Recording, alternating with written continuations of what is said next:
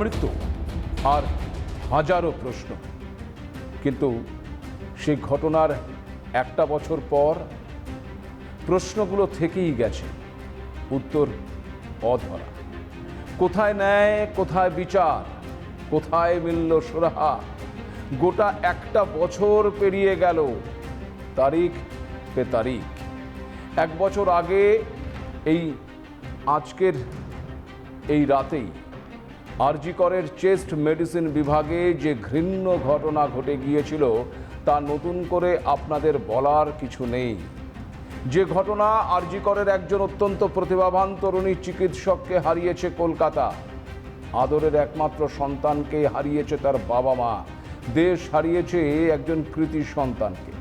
তারপর কত প্রতিবাদ, কত আন্দোলন, কত রাত জাগা, কত মোমবাতি পুরে শেষ হয়ে গেল। এই এক বছরে ধীরে ধীরে সব কিছু কি ম্লান হয়ে গেল?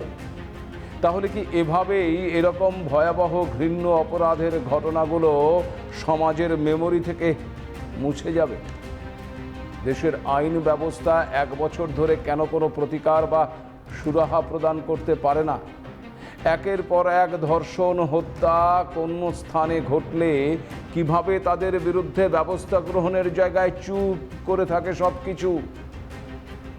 তবে এই ঘটনা শুধুমাত্র এই আরজি করের কাদম্বিনীর ঘটনা নয়, এমন একাধিক ধর্ষণ এবং হত্যাকাণ্ডের ঘটনা ঘটছে নিয়মিত। অতীতেও ঘটেছে, কাদম্বিনীর এই ঘটনার পরেও ঘটে চলেছে। আর এখানেই প্রশ্ন, এই ঘটনাগুলোর জন্য দায়ী কে বা কারা? প্রশাসন, সমাজ, নাকি আমরা? নমস্কার, আপনারা দেখতে শুরু করেছেন এডিটার্স ডায়েরি। আমি ভাস্কর দত্ত আপনাদেরকে আরও একটি এপিসোডে স্বাগত জানাই। কাদম্বিনী চলে যাওয়ার এক বছর, তারপরেও প্রাপ্তি শুধুই সেই হতাশা। বিচারের বাণী এখনো নিভৃতে কাঁপছে। রাজ্যের গণ্ডি ছাড়িয়ে গোটা বিশ্বে ছড়িয়ে পড়েছিল এই কাদম্বিনী ধর্ষণের খুনের ঘটনার প্রতিবাদের ঝাঁজ। একবার ভেবে দেখুন, এই এক বছর আগে এই এমনই একটি দিনে শেষবার কাজে যোগ দিয়েছিলেন কাদম্বিনী। তিনি কি ভেবেছিলেন এই রাতটাই হবে তার জীবনের শেষ রাত, আর দিনের আলো তিনি আর কখনো কোনোদিন দেখতে পাবেন না? না, এমনটা তিনি কখনো ভাবেন। কিন্তু এই ঘটনাই ঘটে গিয়েছে, এবং এই ঘটনা ঘটার পর যে আন্দোলন আমরা গোটা রাজ্য তথা দেশ, এমনকি দেশের বাইরেও লক্ষ্য করেছি, সত্যি কথা বলতে এর আগে এমন ঘটনা বাংলার মানুষ তো বটেই, গোটা বিশ্বও দেখেনি। কিন্তু তারপর একটা বছর পেরিয়ে যেতে চলল। ঘটনার তদন্ত এগিয়েছে কি? তদন্তের গতি প্রকৃতি নিয়ে একবার নয়, বারবার প্রশ্ন উঠেছে। অধরা থেকে গেছে সেই সমস্ত প্রশ্নের উত্তর। সবচেয়ে গুরুত্বপূর্ণ হলো খুনের মোটিভ আসলে কি ছিল। এমন একাধিক প্রশ্নের উত্তর চেয়ে সন্তানহারা কাদম্বিনীর সেই বাবা মা দিল্লির দরবারে ছুটে গিয়েছিলেন সদুত্তরের আশায়। কিন্তু ওই যে ভবিতব্য সেই হতাশা। দিল্লি থেকে তারা ফিরলেন একরাশ হতাশা নিয়ে। সিবিআই ডিরেক্টর প্রবীণ সুদের সঙ্গে দেখা হলেও তার কথায় চূড়ান্ত হতাশ ওই কাদম্বিনীর মা বাবা। সিবিআই ডিরেক্টরের সঙ্গে দেখা হলো, কিন্তু সত্যি কথা বলতে কি যা কথা হলো না, মানে সিবিআইয়ের মতন 140 কোটি লোক যাদের দিকে তাকিয়ে থাকে, যাদের ভরসায় দিন যাপন করে, তারা যে এত ভোকাস একটা জিনিস হতে পারে সে অভিজ্ঞতা আজকে আমার হয়েছে। সিবিআই ডিরেক্টর নিজে বলছে আমরা এই মামলা ছেড়ে দেবো। মামলা থেকে সরে যেতে চাইছে সিবিআই। খোদ সিবিআই ডিরেক্টর নাকি এমনটাই জানিয়েছেন। ভাবতে পারছেন, যেখানে গোটা দেশের মানুষের ভরসা ওই সিবিআই, সেই সিবিআই এখনো বলছে কাদম্বিনীর এই মামলা থেকে তারা সরে যেতে চায়। স্তম্ভিত কাদম্বিনীর মা বাবা। এই আরজি করের ঘটনার পর প্রতীকী শিরদাঁড়া নিয়েও আন্দোলন হয়েছিল, মনে পড়ে সেই দৃশ্য। সে খবর আপনারা জানেন, আমি জানি। এবার সেই শিরদাঁড়া বা মেরুদণ্ড নিয়েও সিবিআইকে খোঁচা দিয়েছেন কাদম্বিনীর মা। মেরুদণ্ড নিয়ে চলুন, না হলে পদত্যাগ করুন, এমনই লেখা পোস্টার তারা উপহার দিয়ে এসেছেন সিবিআই ডিরেক্টরকে। ডিরেক্টর সেই উপহার আবার গ্রহণও করেছেন, যদিও তাদের প্রশ্নের জবাব দিতে পারেন। ছিল এই কোশ্চেনগুলোর আমরা অ্যান্সার পাইনি সিবিআই এর কাছে, তাই আমরা সিবিআইকে এটা দিয়েছি। এই যে নিয়েও নিয়েছে ডিরেক্টর, নিয়ে দূরে গিয়ে আবার আমাকে রিটার্ন করেছে। রিটার্ন করে বলছে নেই নেই আমকো স্পাইন হয়, আমি লেনে के लिए। আমরা তখন দূর থেকে বলেছি নেই নেই, আপনাদের মেরুদণ্ড নেই। এই ভারতেই নারীরা যুদ্ধের ময়দানে বুক চিতিয়ে লড়ছেন, রাষ্ট্রপতির পদে বসছেন, মুখ্যমন্ত্রীর পদ আলোকিত করছেন।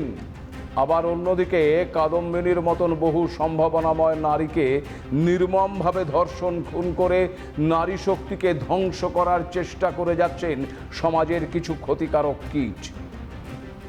কাদম্বিনীর ন্যায় বিচার না পেলেও কাদম্বিনীর মাকে নারী শক্তির স্বীকৃতি দিয়েছেন দিল্লির মুখ্যমন্ত্রী রেখা গুপ্তা। যদিও খুব স্বাভাবিকভাবেই সেই স্বীকৃতি প্রত্যাখ্যান করেছেন কাদম্বিনীর মা। সাফ জানিয়ে দিয়েছেন, মেয়ের বিচার আগে পাবো, তারপর স্বীকৃতি গ্রহণ। সিবিআই নয়, আদালতের বিচার প্রার্থী এখন তারা। আমরা সিবিআই এর কাছে বিচার চাইনি, আমরা কোর্টের কাছে বিচার চেয়েছি, কোর্টেই দেখব। আমাদের দিল্লির মুখ্যমন্ত্রী রেখা গুপ্তা আমাকে একটা নারী শক্তি অ্যাওয়ার্ড দিয়েছিলেন, ওটা আমি ওনার হাতেই প্রত্যাখ্যান করেছি। আমি বলেছি যেদিন আমি মেয়ের ন্যায় বিচার পাবো, মুঝে ন্যায় চাইয়ে, সেদিন আপনার থেকে এটা নেব, ওনার কাছে ফিরিয়ে দিয়ে। কাদম্বিনীর মতো হাসপাতালের মধ্যেই চিকিৎসককে ধর্ষণের ঘটনা প্রথমেই মনে করিয়ে দিচ্ছে অরুণা শানবাগের ঘটনা। 1973-এর 27শে নভেম্বর হাসপাতালের ভেতরেই ধর্ষিতা হয়েছিলেন অরুণা রামচন্দ্র শানবাগ। এতটাই নির্মমভাবে অত্যাচার করা হয়েছিল তার উপর যে কোমায় চলে গিয়েছিলেন তিনি। মৃত্যুর আগে পর্যন্ত টানা 42টা বছর হাসপাতালের বিছানায় সেই একেবারে জীবন্ত মৃত হয়ে বেঁচেছিলেন অরুণা শানবাগ। 1978 সালে গীতা চোপড়ার ঘটনা নাড়িয়ে দিয়েছিল গোটা দিল্লিকে। গীতা ও গীতার ভাই সঞ্জয়কে অপহরণ করে নিয়ে গিয়ে ধর্ষণ করে খুন করা হয় তাদের। ভাইও রেহাই পায়নি। আবার ওই বছরই মথুরার দেশাইগঞ্জে পুলিশ স্টেশনে এক আদিবাসী মহিলাকে ধর্ষণ করেছিল 2 পুলিশ কনস্টেবল। যদিও মামলার রায়ে দিব্যি রেহাই পেয়ে যায় তারা। সে সময় এই রায়ের বিরুদ্ধে এবং ধর্ষণ আইন পরিবর্তন আনার দাবিতে সারা দেশ জুড়ে বিক্ষোভ হয়েছিল। 2002 সালের বিলকিস বানোর ঘটনা তো মনে আছে আপনাদের, কিংবা 2012 সালের দিল্লির নির্ভয়া কাণ্ড গোটা দেশকে কাঁপিয়ে দিয়েছিল। ধর্ষক এবং তাদের আইনজীবীরা যেভাবে মেয়েটির রাতে বেরোনোর দিকে আঙুল তুলেছিল, ধর্ষণের সাফাই দিয়েছিল, তা দেশের সব মেয়েদের নিরাপত্তাকেই বিপন্ন করে তুলেছিল। সেই 2012-তে এই কলকাতার বুকে পার্ক স্ট্রিটে ধর্ষিতা হন সুজেট জর্ডন। যে ঘটনা বারবার ধর্ষিতার দিকেই আঙুল তোলা হয়েছিল। এর চেয়ে হতাশার আর কি বা হতে পারে? 2013-র কামদুনি ধর্ষণ কাণ্ড, তারপর 2017-তে উন্নাও গণধর্ষণ ঘটনা, 2018 সালে আসিফা বানু বা 2020 সালের হাতরাসের কাণ্ড। এই পরিসংখ্যান শেষ হবার নয়। কাদম্বিনীর সঙ্গে ঘটে যাওয়া নির্মম ঘৃণ্য অপরাধের পরেও এই রাজ্যে অর্থাৎ বাংলায় একের পর এক এই ধরনের ঘটনা ঘটে গেছে। খুব স্বাভাবিকভাবেই এই ধরনের ঘটনা যখন ঘটে তখন আলোড়ন সৃষ্টি হয়, প্রতিবাদ হয়, মোমবাতি নিয়ে রাস্তায় নামে মানুষ। আর তারপর ধীরে ধীরে ধীরে ধীরে গোটা বিষয়টাই কেমন যেন ম্লান হয়ে যায়। এই কাদম্বিনীর ঘটনায় দেখুন না কেন 1 বছর পর এই এডিটার্স ডায়েরিতে সেই ঘটনা আপনাদের সামনে উত্থাপিত করতে হচ্ছে। তার কারণ আজকে ফের আবার সেই রাত জাগা কর্মসূচি পালিত হচ্ছে।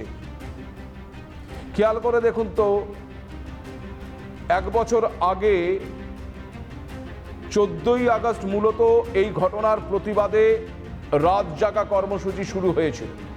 তারপর কত রাত বিনিদ্র রজনী কেটেছে সাধারণ মানুষ, দিকে দিকে শুধু জ্বলেছে মশাল, মোমবাতি, মানববন্ধন, কত নানাভাবে প্রতিবাদ সংগঠিত হয়েছে। কোথায় গেল সেই সমস্ত প্রতিবাদ? প্রশাসন, রাষ্ট্র, রাজনৈতিক দল, সাধারণ নাগরিক কে ছিল না এই প্রতিবাদে? কেউ তো আবার গান বেঁধেছেন, গানের মাধ্যমে প্রতিবাদ করার চেষ্টা করেছেন। কিন্তু এই সব কিছুই কোথাও যেন গিয়ে ওই সেই প্রশ্নের যে শেকল, সেই শেকলে আটকা পড়ে গেছে। কোনো প্রশ্নেরই সদুত্তর পাওয়া যায়নি। একটা খুন এবং তার মোটিভ পরিষ্কার নয়। এক এবং একজনকেই এই গোটা ঘটনার জন্য গ্রেপ্তার করে সাজা দেওয়া হয়েছে, কিন্তু কাদম্বিনীর মা এবং বাবা এবং আন্দোলনরত জুনিয়র ডাক্তারদের একটা অংশ তারা মনে করেন এই গোটা ঘটনার পেছনে ওই একজন কখনোই যুক্ত থাকতে পারে না।